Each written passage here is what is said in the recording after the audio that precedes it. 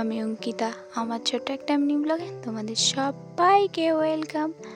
আশা করি তোমরা সবাই ভালো আছো, আমিও ভালো আছি। তো আমি রাস্তায় দাঁড়িয়ে আছি গাড়ির জন্য। তো গাড়ির জন্য দাঁড়িয়ে থাকতে থাকতে দেখো আমি কি দেখে ফেললাম, আমার ভাই আর বোনু হেঁটে হেঁটে রাস্তার সাইড দিয়ে বাড়ি আসছে। তো এদেরকে দেখে আমার ছোটোবেলার কথা মনে পড়ে গেল। আমিও ঠিক এইভাবেই আর কি আমার দিদির সাথে রাস্তার সাইড দিয়ে হেঁটে হেঁটে বাড়ি যেতাম।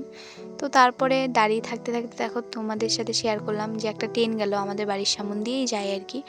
তো বাদ দাও এসব কথা, মেন কথায় ফিরে যাই। তো তোমাদের সাথে বক বক করতে করতে আমি ভুলেই গিয়েছি গাড়ি পেয়ে গেছি। তো আমি যেখানে যাচ্ছি চলো দেখতে থাকো।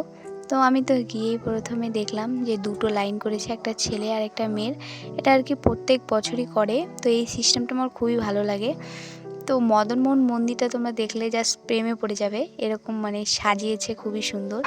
এমনিতেও তো মদনমোহন মন্দির খুবই সুন্দর লাগে, কিন্তু মেলা উপলক্ষে এত সুন্দর করে সাজিয়েছে, জাস্ট ওয়াও লাগছে আর কি। তো দেখো এখানে রাস ঘোরার জন্য কত লোক দাঁড়িয়ে আছে। তো রাসটা তো প্রত্যেক বছরে একই রকমভাবে মানে তৈরি করে। রাসের যে কারুকার্যগুলো দেখছো, এটা আর কি রাজা যখন ছিল তখন থেকে চলছে। তো সেই আর কি আবেগটাই আর কি ধরে রেখেছে কোচবিহারবাসী। তো এই মানে মন্দিরের যে ঠাকুর আছে, মেন ঠাকুর, তো রাস মেলার সময় আর কি এইভাবে বাইরে বের করে আর কি। তো তারপরে আমরা একটু ঘোরাঘুরি করলাম। তো করার পরে আমরা মানে এখন আমি যেই জায়গায় যাচ্ছি, তো সেখানে আর কি যত তোমরা দেখবে আর কি জিনিস সব নিজের হাতে করা আর কি, মানে কেউ আর কি করে আর কি এখানে মানে দিয়েছে। তো খুবই সুন্দর, মানে এত সুন্দর কি আর বলবো। তো আরও মানে যেদিন যাব তো পুরোটা শেয়ার করব তোমাদের সাথে।